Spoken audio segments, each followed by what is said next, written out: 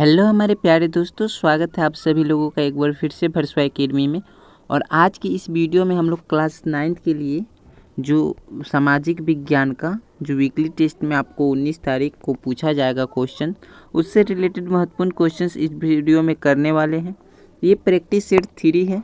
इससे पहले practice set 1, practice set 2 channel पे अपलोडेड है। अगर आप नहीं देखे तो जाकर उसे देख लीजिए, आपको डिस्क्रिप्शन बॉक्स में भी उसका लिंक मिल जाएगा देखने को। ठीक है, चलिए हम लोग शुरू करते हैं इस वीडियो को। सबसे पहले आप लोग देख लीजिए, इस वीडियो में हम लोग सामाजिक विज्ञान का क्लास 9 के लिए कुछ महत्वपूर्ण क्वेश्चंस देखेंगे। ठीक है, आप लोग को 19 अक्टूबर को जो वीकली टेस्ट का सिलेबस रहने वाला है, क्या है, नाथसीवाद और हिटलर का उदय से पूछेगा। चैप्टर 3 अपवाह से पूछा जाएगा। फिर से चैप्टर 2 संसाधन के रूप में लोग से आपसे क्वेश्चन पूछा जाएगा। ठीक है, प्रैक्टिस सेट 3 में हम लोग कितना क्वेश्चंस करेंगे वो देख लीजिए। कुल प्रश्न हम लोग 39 करने वाले हैं, जिसमें हम लोग 30 ऑब्जेक्टिव और 9 सब्जेक्टिव क्वेश्चंस करेंगे। ठीक है, तो सब्जेक्टिव ऑब्जेक्टिव दोनों क्वेश्चंस रहता है। आप लोग वीडियो को पूरा देखिएगा और साथ में अपने दोस्तों को बीच शेयर भी कर दीजिएगा। ठीक है, चलिए हम लोग एक एक क्वेश्चन देखते हैं, उसका सही आंसर क्या होगा उसको भी देखते हैं। ठीक है, चलिए शुरू करते हैं। पहला क्वेश्चन पूछ रहा है, किस प्रकार की जनसंख्या अर्थव्यवस्था की परिसंपत्ति है। किस प्रकार की जनसंख्या अर्थव्यवस्था की परिसंपत्ति होती है? शिक्षित एवं स्वस्थ। ऑप्शन ए इसका सही जवाब हो जाएगा। ठीक है, आगे बढ़ते हैं। अगला क्वेश्चन देखिएगा। 2 नंबर क्वेश्चन, मानव पूंजी किसका घोतक है? मानव पूंजी किसका घोतक है? सहज एवं उपलब्ध संसाधन का भंडार, निपुणता और उत्पादक ज्ञान का भंडार, या बेकार एवं अनुत्पादक ज्ञान का भंडार, या इनमें से कोई नहीं। कौन सा इसका सही ऑप्शन हो जाएगा? तो ऑप्शन बी सही जवाब हो जाएगा, निपुणता एवं उत्पादक ज्ञान का भंडार। ठीक है, आगे बढ़ते हैं। 3 नंबर क्वेश्चन देखिएगा। 3 नंबर क्वेश्चन है, किस प्रकार की अर्थव्यवस्था एक भार है? किस प्रकार की अर्थव्यवस्था एक भार है?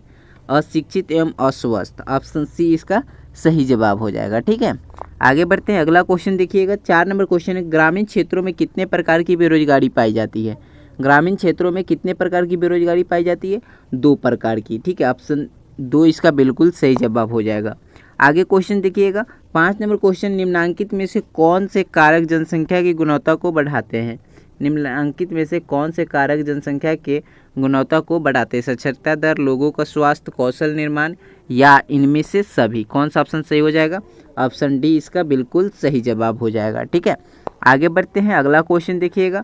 6 नंबर क्वेश्चन है, शहरी क्षेत्रों में कितने प्रकार की बेरोजगारी पाई जाती है? शहरी क्षेत्रों में कितने प्रकार की बेरोजगारी पाई जाती है? 2 प्रकार की। ऑप्शन बी इसका सही जवाब हो जाएगा। ठीक है, आगे देखिएगा। क्वेश्चन है 7 नंबर, अर्थव्यवस्था का कौन सा क्षेत्र सबसे अधिक श्रम खपाने वाला क्षेत्र है? अर्थव्यवस्था का कौन सा क्षेत्र सबसे अधिक श्रम खपाने वाला क्षेत्र है? कृषि क्षेत्र। ऑप्शन बी इसका बिल्कुल सही जवाब हो जाएगा। ठीक है, आगे बढ़ते हैं। यहाँ देखिएगा 8 नंबर क्वेश्चन है, सन 2000 में शिशु मृत्यु दर कितनी थी? सन 2000 में शिशु मृत्यु दर कितनी थी? 75%। ऑप्शन डी इसका सही जवाब हो जाएगा। ठीक है, आगे क्वेश्चन देखिएगा। 9 नंबर क्वेश्चन है, सन 2000 में जीवन प्रत्याशा क्या थी? सन 2000 में जीवन प्रत्याशा क्या थी? 60 वर्ष से ऊपर, 60 वर्ष से नीचे, या 64 वर्ष से ऊपर और 70 वर्ष से ऊपर। कौन सा ऑप्शन सही हो जाएगा? तो 64 वर्ष से ऊपर। ऑप्शन सी इसका सही जवाब हो जाएगा। ठीक है, आगे बढ़ते हैं। यहाँ देखिएगा 10 नंबर क्वेश्चन है। 10 नंबर क्वेश्चन क्या है? भारत में बेरोजगारी अधिक होने का मुख्य कारण। भारत में बेरोजगारी अधिक होने का मुख्य कारण क्या है? अशिक्षा, अस्वास्थ्य, गरीबी, इनमें से सभी। कौन सा ऑप्शन सही हो जाएगा? ऑप्शन डी इसका सही जवाब हो जाएगा। ठीक है, आगे बढ़ते हैं। अगला क्वेश्चन देखिएगा। अगला क्वेश्चन क्या है? 11 नंबर क्वेश्चन है आप लोगों का, कि ग्रामीण क्षेत्रों के प्रतिभाशाली बच्चों को शिक्षा प्रदान करने के लिए किन आवासीय विद्यालयों की स्थापना की योजना है? ग्रामीण क्षेत्रों के प्रतिभाशाली बच्चों को शिक्षा प्रदान करने के लिए किन आवासीय विद्यालयों की स्थापना का योजना है? कौन सा ऑप्शन सही हो जाएगा? नवोदय विद्यालय। ऑप्शन बी इसका सही जवाब हो जाएगा। ठीक है, आगे बढ़ते हैं। यहाँ देखिएगा 12 नंबर क्वेश्चन है, भारत के किस राज्य की न्यूनतम प्रति व्यक्ति आय है? ठीक है, तो ये आप लोग को लाइव क्लास में भी करवाए थे, तो इसका आंसर आप लोग कमेंट बॉक्स में बताइए। ठीक है, 12 के क्या आंसर होगा सही आंसर आप लोग कमेंट बॉक्स में बताइए। जो बच्चे पहले से कमेंट करेंगे उनका कमेंट को पिन कर दिया जाएगा। ठीक है, भारत के, लेकिन सही कमेंट होना चाहिए, भारत के किस राज्य की न्यूनतम प्रति व्यक्ति आय है? अगर आपको नहीं पता है तो आप जाकर पिन कमेंट को एक बार देख लीजिएगा। ठीक है, 13 नंबर क्वेश्चन देखिएगा, शहरी क्षेत्र में किस प्रकार की बेरोजगारी नहीं पाई जाती है? शहरी क्षेत्रों में किस प्रकार की बेरोजगारी नहीं पाई जाती है? मौसमी बेरोजगारी नहीं पाई जाती है। किस किस प्रकार की बेरोजगारी पाई जाती है? शिक्षित और औद्योगिक। औद्योगिक और शिक्षित बेरोजगारी पाई जाती है, लेकिन मौसमी बेरोजगारी नहीं पाई जाती। ऑप्शन ए इसका सही जवाब हो जाएगा। ठीक है, आगे बढ़ते हैं। अगला क्वेश्चन आप लोग देखिएगा। अगला क्वेश्चन देखिएगा, 14 नंबर क्वेश्चन है, किस राज्य में भूमि सुधार के उपायों में से गरीबी कम करने में मदद मिली है? किस राज्य में भूमि सुधार के उपायों से गरीबी कम करने में मदद मिली है? कौन सा ऑप्शन सी हो जाएगा? ऑप्शन सी पश्चिम बंगाल। ठीक है, ऑप्शन सी इसका सही जवाब हो जाएगा। 15 नंबर क्वेश्चन देखिएगा, भारत में उत्पादन का सबसे प्रचुर कारक कौन सा है? भारत में उत्पादन का सबसे प्रचुर कारक कौन सा है? भूमि, पूंजी, श्रम, उपकरण और मशीनें। कौन सा ऑप्शन सही हो जाएगा? ऑप्शन सी इसका सही जवाब हो जाएगा। ठीक है, ऑप्शन सी इसका सही जवाब हो जाएगा। ठीक है, आगे बढ़ते अगला क्वेश्चन देखिएगा। 16 नंबर क्वेश्चन है, एक देश की श्रम शक्ति, श्रम बल जनसंख्या क्या है? एक देश की श्रम शक्ति, श्रम बल जनसंख्या क्या है? इसका कौन सा ऑप्शन सही हो जाएगा? 15 से 80 वर्ष तक, 15 से 75 वर्ष तक, 15 से 59 वर्ष तक, या 15 से 40 वर्ष तक। कौन सा ऑप्शन सही हो जाएगा? ऑप्शन सी इसका सही जवाब हो जाएगा। ठीक है, आगे बढ़ते हैं। अगला क्वेश्चन देखिएगा। 17 नंबर क्वेश्चन है, भारत में स्त्रियों की साक्षरता दर पुरुषों की साक्षरता दर से क्या है? कम है, अधिक है, बराबर है, शून्य है। कौन सा ऑप्शन सही हो जाएगा? कम है। भारत में स्त्रियों की साक्षरता दर पुरुषों की साक्षरता दर से कम है। ठीक है, चलिए आगे बढ़ते हैं। यहाँ देखिएगा 18 नंबर क्वेश्चन, आर्थिक विकास की दृष्टि से निम्न में से कौन सर्वाधिक महत्वपूर्ण है? आर्थिक विकास की दृष्टि से निम्न में से कौन सर्वाधिक महत्वपूर्ण है? कौन सही जवाब हो जाएगा? Option C. ठीक है, मानवीय पूंजी। ठीक है, आगे क्वेश्चन देखिएगा। 19 नंबर क्वेश्चन है, सिंचाई और हरित क्रांति के प्रसार से किस क्षेत्र में रोजगार के अनेक अवसर सृजित हुए हैं? सिंचाई और हरित क्रांति के प्रसार से किस क्षेत्र में रोजगार के अनेक अवसर सृजित हुए हैं? किस क्षेत्र में हुए हैं? तो कृषि में। ऑप्शन ए इसका सही जवाब हो जाएगा। ठीक है, आगे बढ़ते हैं। यहाँ देखिएगा 20 नंबर क्वेश्चन है, जिन देशों ने शिक्षा और स्वास्थ्य के क्षेत्र में निवेश किया वे देश कैसे बने? वे कैसे देश बने? विकसित देश बने हैं। ऑप्शन बी इसका सही जवाब हो जाएगा। ठीक है, आगे क्वेश्चन देखिएगा। आगे क्वेश्चन है 21 नंबर क्वेश्चन है, भारत में सूचना प्रौद्योगिकी में क्रांति किसके महत्व को रेखांकित करता है? भारत में सूचना प्रौद्योगिकी में क्रांति किसके महत्व को रेखांकित करता है? मानवीय पूंजी, उत्पादक, मशीन, प्रशिक्षण। कौन सा ऑप्शन सही हो जाएगा? मानवीय पूंजी, ऑप्शन मानव पूंजी। ऑप्शन ए इसका सही जवाब हो जाएगा। ठीक है, आगे बढ़ते हैं। यहाँ देखिएगा 22 नंबर क्वेश्चन है, मानव संसाधन किसे कहते हैं? मानव संसाधन किसे कहते हैं? जनसंख्या को, व्यक्ति को, परिवार को, समूह को। कौन सा ऑप्शन सही हो जाएगा? जनसंख्या को। ऑप्शन ए इसका सही जवाब हो जाएगा। ठीक है, यहाँ देखिएगा क्वेश्चन है 23 नंबर क्वेश्चन है, प्राथमिक शिक्षा में नामांकन के लिए कौन से कार्यक्रम चलाए गए हैं? प्राथमिक शिक्षा में नामांकन के लिए कौन से कार्यक्रम चलाए गए हैं? सेतु पाठ्यक्रम और स्कूल लौटो शिविर दोनों चलाए गए हैं। मतलब आपका ऑप्शन सी सही जवाब हो जाएगा। ठीक है, आगे बढ़ते हैं। अगला क्वेश्चन आप देखिएगा। अगला क्वेश्चन है 24 नंबर क्वेश्चन है, इनमें से कौन प्राथमिक क्षेत्र का एक उदाहरण है? इनमें से कौन प्राथमिक क्षेत्र का एक उदाहरण है? पशुपालन, कपड़ा बुनना, या बैंकिंग, या ऑप्शन डी ट्यूशन पढ़ाना। कौन सा ऑप्शन सही हो जाएगा? ऑप्शन ए इसका सही जवाब हो जाएगा। ठीक है, पशुपालन। ठीक है, ऑप्शन ए इसका सही जवाब हो जाएगा। अगला क्वेश्चन देखिएगा 25 नंबर क्वेश्चन है, शिक्षा एवं स्वास्थ्य द्वारा विकसित किए गए मानव को अर्थशास्त्र में क्या कहा गया है? शिक्षा एवं स्वास्थ्य द्वारा विकसित किए गए मानव को अर्थशास्त्र में क्या कहा गया है? क्या कहा गया है इनको? इसका सही ऑप्शन कौन सा हो जाएगा? मानव पूंजी कहा गया। ऑप्शन ए इसका सही जवाब हो जाएगा। ठीक है, आगे बढ़ते हैं। यहाँ देखिएगा 1 सेकेंड, कौन सा क्वेश्चन कर रहे थे? 26 नंबर क्वेश्चन होगा, कौन सा संसाधन सबसे अच्छा होता है? कौन सा संसाधन सबसे अच्छा होता है? भूमि, मानव पूंजी, कृषि और परिवार। कौन सा ऑप्शन सही हो जाएगा? मानव पूंजी। ऑप्शन बी इसका सही जवाब हो जाएगा। ठीक है, आगे क्वेश्चन देखिएगा 27 नंबर क्वेश्चन, महिलाओं की अपेक्षा पुरुषों की साक्षरता दर क्या है? अधिक है। ऑप्शन ए इसका सही जवाब हो जाएगा। ठीक है, आगे क्वेश्चन देखिएगा, मौसमी बेरोजगारी से क्या तात्पर्य है? मौसमी बेरोजगारी से क्या तात्पर्य है? मौसमी बेरोजगारी से क्या तात्पर्य है? तो जब वर्ष के कुछ महीनों में रोजगार प्राप्त नहीं होता। ऑप्शन सी इसका सही जवाब हो जाएगा। ठीक है, जब वर्ष के कुछ महीनों में रोजगार प्राप्त नहीं होता। 29 नंबर क्वेश्चन देखिएगा, किसी एक खेत में 5 लोग काम कर रहे हैं, यदि उनमें से 2 लोगों को हटा दिया जाए तो उत्पादन पर कोई प्रभाव नहीं पड़ेगा। यह किस प्रकार की बेरोजगारी को इंगित करता है? यह किस प्रकार की बेरोजगारी को इंगित करता है? ये आपको इसका आंसर आप लोग को कमेंट बॉक्स में बताना है। ठीक है, 29 का आपको कमेंट बॉक्स में आंसर बताना है।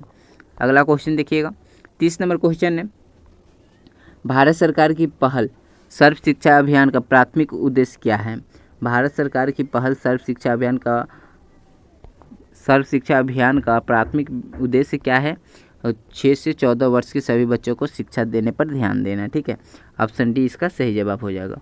अगला क्वेश्चन आप लोग देखिएगा, सर्व शिक्षा अभियान क्या है? सर्व शिक्षा अभियान क्या है, ये क्वेश्चन पूछ सकते हैं, सब्जेक्टिव क्वेश्चन है।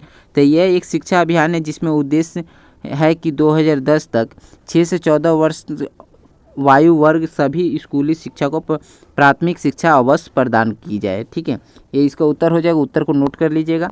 आगे बढ़ते हैं, अगला क्वेश्चन देखिएगा 2 नंबर क्वेश्चन है, शिशु मृत्यु दर को कैसे घटाया जा सकता है? शिशु मृत्यु दर को कैसे घटाया जा सकता है?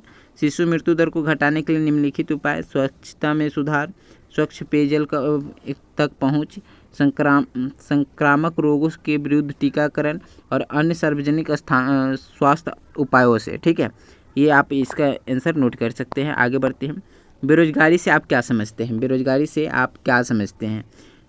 तो ये इसका आंसर क्या हो जाएगा? बेरोजगारी या बेकारी किसी काम करने के लिए योग्य एवं उपलब्ध व्यक्ति की वो अवस्था होती है जिसमें उनकी ना तो किसी कंपनी या संस्थान के साथ और ना ही कि अपने ही किसी व्यवसाय में नियुक्ति होती है। ठीक है, ये इसका आंसर होगा, इसको आप लोग नोट कर लीजिएगा। ठीक है, स्क्रीनशॉट ले सकते हैं। आगे बढ़ते हैं, यहाँ देखिएगा 24 नंबर क्वेश्चन है, आर्थिक और गैर आर्थिक क्रियाओं में क्या अंतर है? आर्थिक और गैर आर्थिक क्रियाओं में क्या अंतर है, देख लीजिएगा।